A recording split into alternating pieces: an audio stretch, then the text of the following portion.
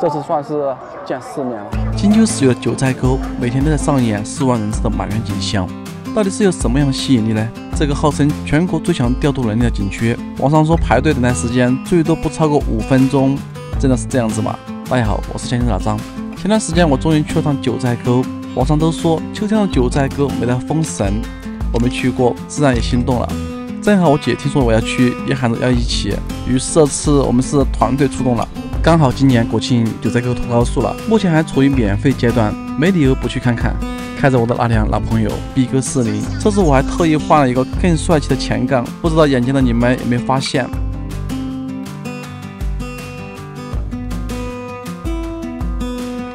在视频前，我简单做了一个图，讲一下九寨沟的游览路径。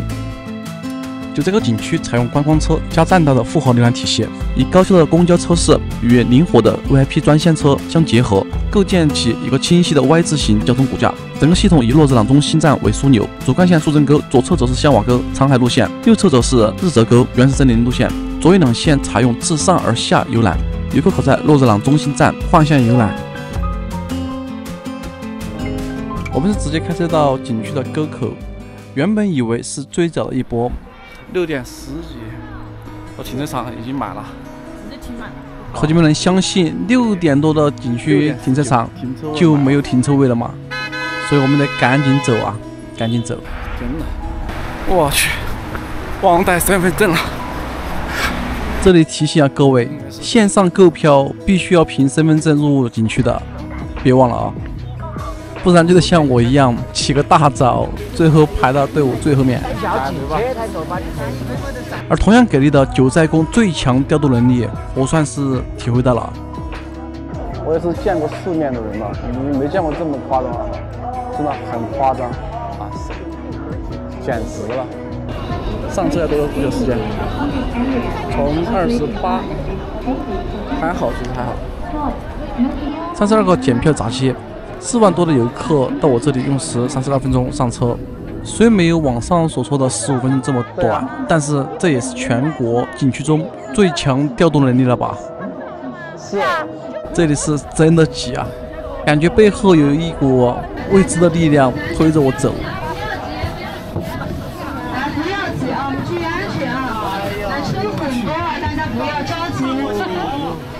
由于我们景区上行山路弯道特别的多，所以我们大家一定要做稳扶牢，注意安全。正常情况下，观光车第一站是到洛子朗调度中心，但人多时，景区会根据实时的人流量进行调整。就像是我们被安排在了树正沟的树正寨下车，然后徒步1.2公里去犀牛海再坐车，这样就避免了所有游客都在一个站点挤着。本来以为能直接到最高点，这段徒步还是浪费了我们一些时间。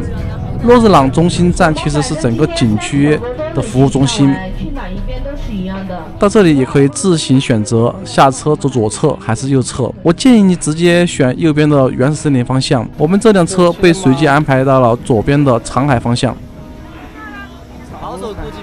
运气不错的，今天是一个非常好的天气。9点19分到了长海，因为周围山势高，阳光才刚露头，海色的颜色还是有点发暗偏黑。这里人太多了，我们换个地方吧，看看独臂老人那边。哇，这人是现在光还没下来，要是光下来就好看了。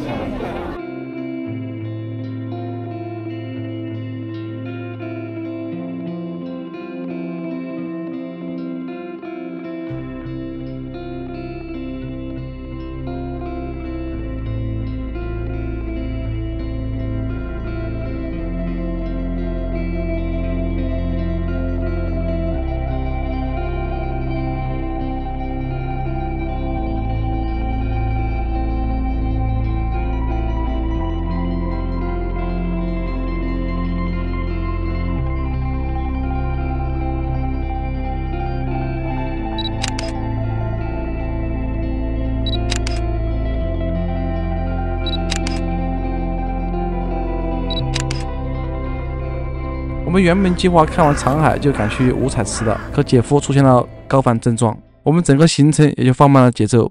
九寨沟有一个很贴心的设计，步行路段基本都是下坡路，这在高原地区是真的非常友好。我们从长海一路向下，步行前往五彩池，9点46分到达。五彩池是真的漂亮，颜色都很惊艳，就是人有点多。为了近距离拍张照片，我硬是等了20多分钟，太难了，太难了。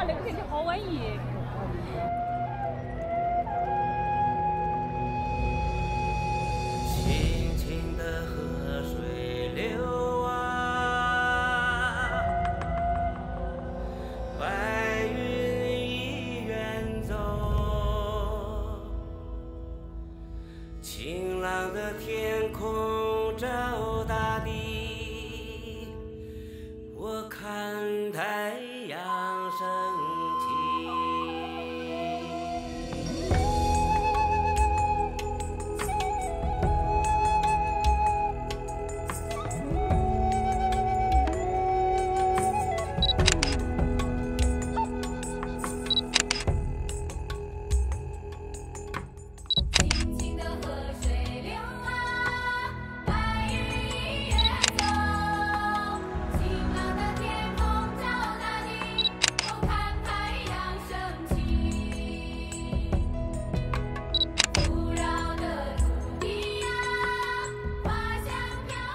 我们在五彩池玩了大约30分钟，怎么样嘛？有没有体验感嘛？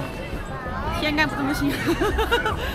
哎呀，太差了，哥，人太多了。然后就徒步出来，直接乘坐大巴车前往洛日朗中心站。因为是旺季，换乘等待时间基本在20至30分钟。到达洛日朗中心站已经是中午11点多了。早上出发时太早，没有吃早饭，我们决定就在这里吃点东西再出发。饭应该还是挺足的。是炒饭，看着还不错，但是味道一般。我这个活随便找了一家店，简单的解决了午餐，前往去原始森林的上车点。远远的就看到了好多人在排队，我们等了半个小时才轮到我们上车。可就在上车的一瞬间，原本排在一起的姐姐们被人群挤到后面。网上对九寨沟的老年团确实有不少讨论，比如建议限流或取消老年免票政策。这次我也真切地体会到了网友所说的无奈，但就我个人而言，我不赞同取消老年人的福利，毕竟我们都老去。你要说他们上车时极强的行为，这个你要知道，在他们那个年代，很多事情确实要靠挤、靠抢先才能得到，所以我们得去理解他们。是与外界隔离的世外桃源。60、70年代，我们在这里等一下姐妹，因为刚刚上车的时候被挤散了。当我先于姐他们一步到达原始森林时，我就先到原始森林去探个路。说实话，九寨沟的原始森林景色相对平淡，我个人不太建议你在这里花太多时间。这里的海拔已经接近3000米，属于高原地区。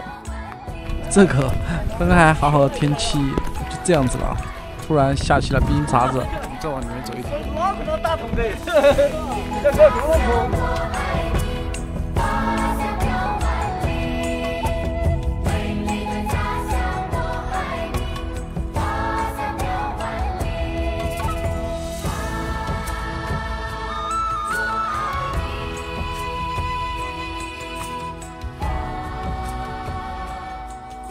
看吧，高原的天气就是这样子。刚刚下冰碴子，现在太阳出来了。你们哪里啦？往下走了。才走，好。离开原始森林景点后，我们坐车向下来到建筑海。在建筑海，我们走的是内侧的栈道。从这里开始，九寨沟的彩林渐渐展现出秋意。官方通报最佳观赏时间是10月底到11月初。我现在这个时候还不是最好看的时候，一圈走下来都下午4点半了。由于我不是分享架丢了吗？现在就给大家手持一个，用手持拍摄瀑布。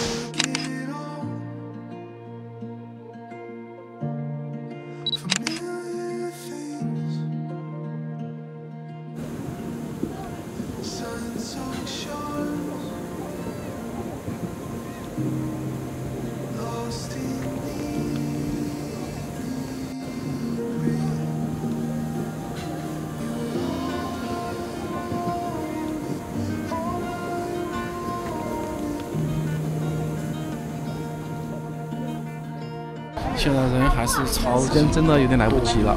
我们跳过了熊猫海，直接坐车赶往五花海。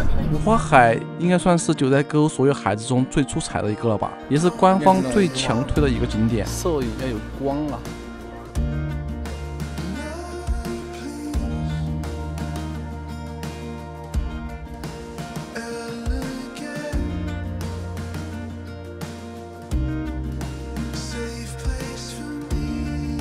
五花海一定要来，最好能留出1个小时以上的时间。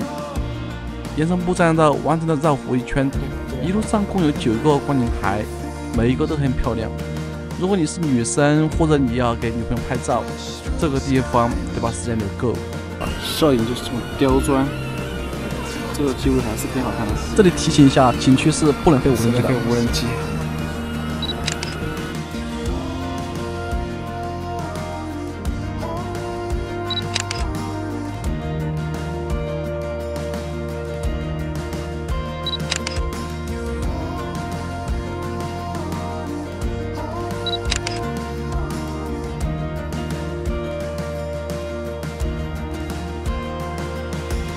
在五花海拍尽兴之后，天气也开始转阴。我们得赶快走了，不然时间是真的不够了，真的不够。像我这种走法，时间是不够的。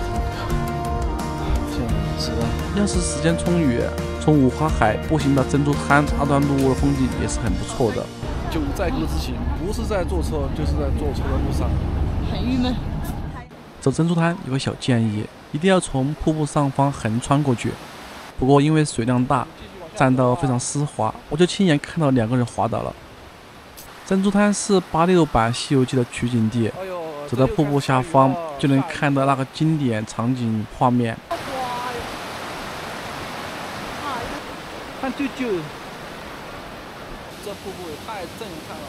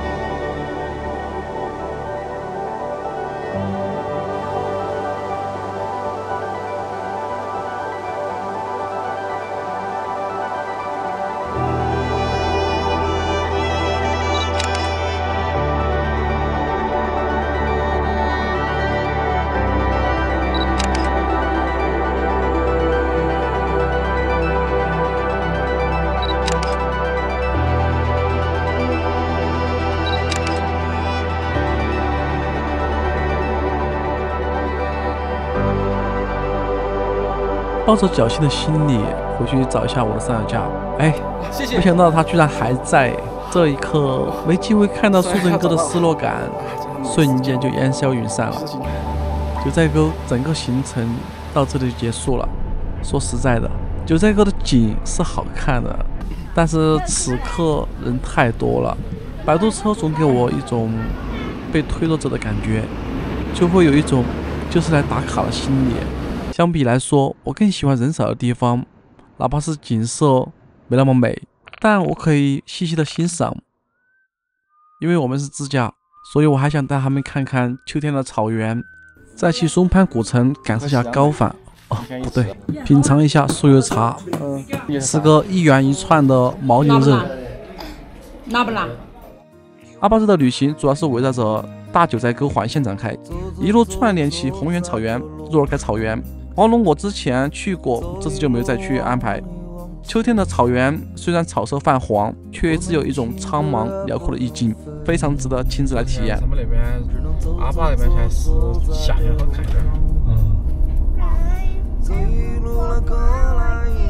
而且它暑假的话啊，它夏天的它植被好，含氧量也高，就一般对一般就不会高反。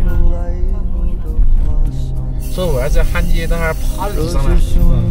因为植被会产生氧气咯，有没得效果啊？我是听说的。你氧气是植被都吸在你这儿。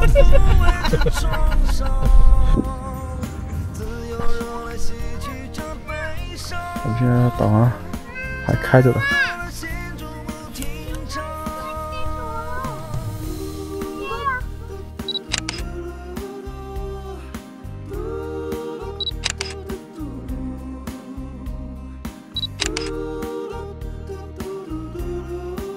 而我们这次旅行的终点便是松潘松泽古城。古城从夏季就开始翻修地下管道，所以要来旅游的话，我是真心不建议过来。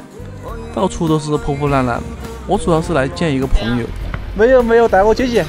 这是伙计，我们已经认识10多年了，和上次见面还是在16年，9年没见有改变，也好像没有改变。看到这里，相信你对秋季的阿坝州也有了不一样的感受。值不值得来，心里应该有了答案。如果这些视频对你有帮助，欢迎1键3连支持我一下，这对我真的很重要。我们下期再见。自由计划撞了下